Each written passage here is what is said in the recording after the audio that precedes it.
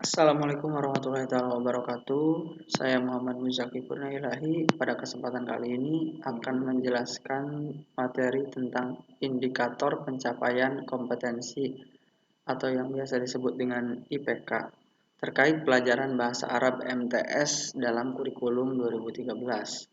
Nah, baik langsung saja kita bahas. Yang pertama yaitu terkait pengertian indikator pencapaian kompetensi.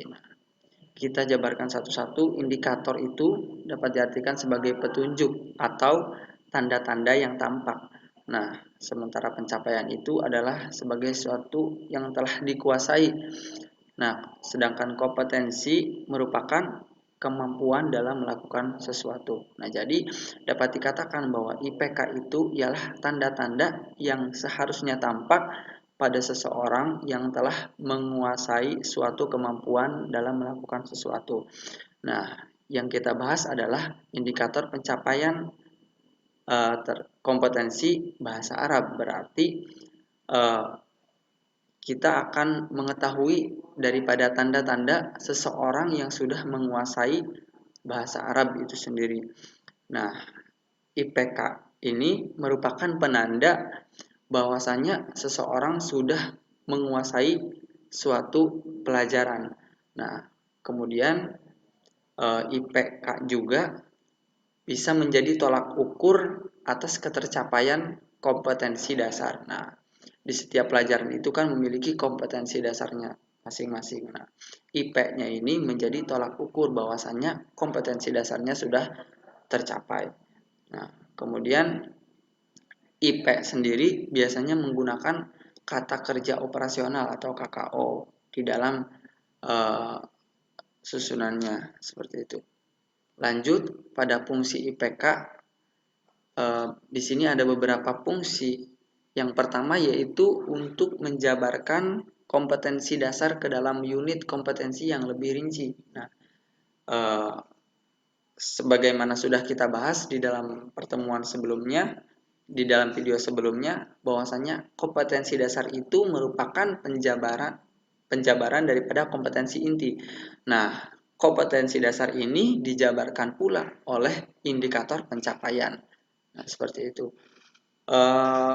Kemudian IP menjadi tolak ukur daripada keberhasilan penguasaan kompetensi dasar. Nah, sudah dikatakan bahwasannya keberhasilan kompetensi dasar bisa kita ketahui daripada pencapaian siswa, daripada indikator pencapaiannya. Apakah indikator pencapaiannya sudah terpenuhi atau belum?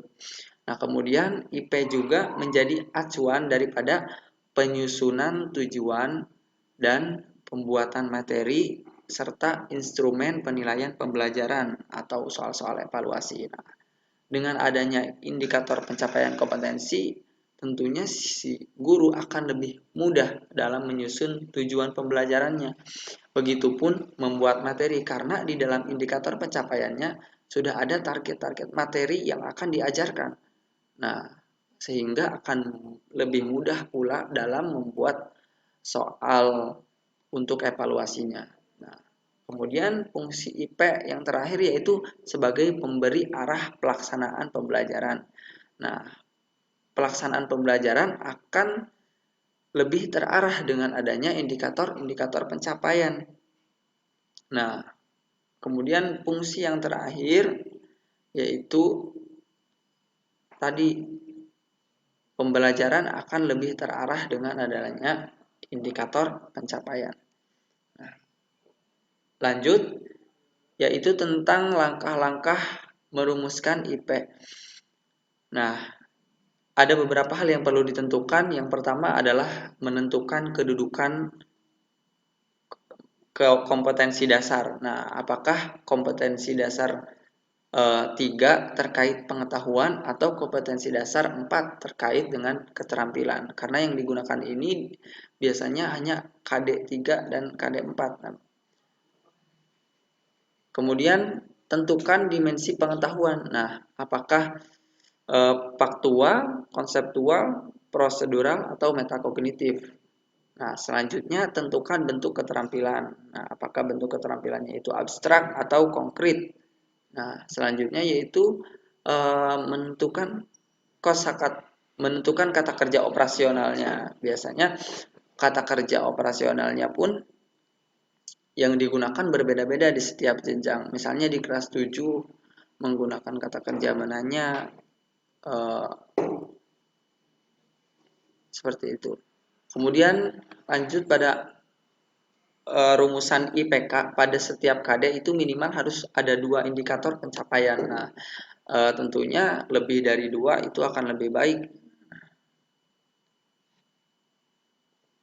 Lanjut yaitu pada kompetensi dasar 3. Nah, di dalam kompetensi dasar 3, si siswa dituntut untuk bisa mengidentifikasi, melafalkan dan menemukan makna bunyi kata, frase, dan kalimat bahasa Arab.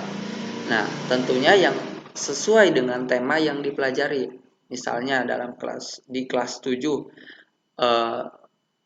semester pertama itu mempelajari tentang atarif binafsi, kemudian tentang mubtada khobar. Nah, berarti siswa harus mampu mengidentifikasi dan mampu melafalkan kosakata yang terkait dengan atarif binafsi. Kemudian nanti indikator pencapaiannya yang biasanya berupa kata kerja operasional. Nah, yang digunakan itu seperti menanya atau mencoba. Nah, di dalam menanya, siswa harus mampu berarti bertanya terkait pelafalan ujaran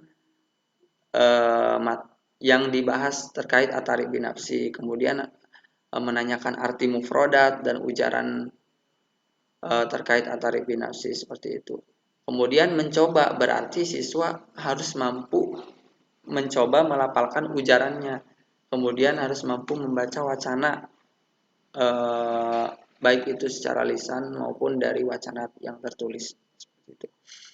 Lanjut pada kompetensi dasar 4 terkait keterampilan. Nah, si siswa dituntut untuk bisa mendemonstrasikan, menunjukkan contoh, kemudian menyampaikan berbagai informasi lisan dan mengungkapkan informasi yang sesuai dengan tema yang dipelajari.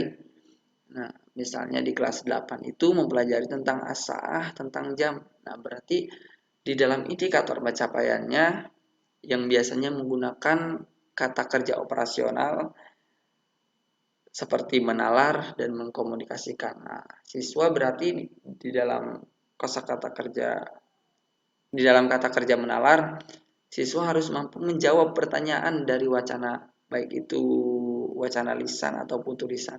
Kemudian mampu mempraktekkan cara memberitahu dan cara bertanya dan juga bisa membandingkan bagaimana cara menyapa, cara berterima kasih. Nah, seperti itu.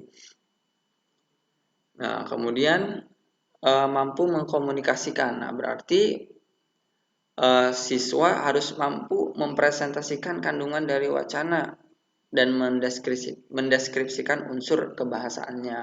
Nah, misalnya di kelas 7 tadi terkait atarif binafsi, berarti siswa harus mampu mendeskripsikan wacana atau teks terkait atarif binafsi tentang perkenalan misalnya, kemudian mendeskripsikan unsur kebahasaannya, misalnya tadi dalam mubtada dan khobarnya seperti apa. Nah, itu. Baik, mungkin sekian materi yang dapat saya sampaikan terkait indikator pencapaian kompetensi pada pelajaran bahasa Arab dalam kurikulum 2013. Kurang lebihnya mohon maaf. Akhirul kalam billahi taufiq wal hidayah. Wassalamualaikum warahmatullahi taala wabarakatuh.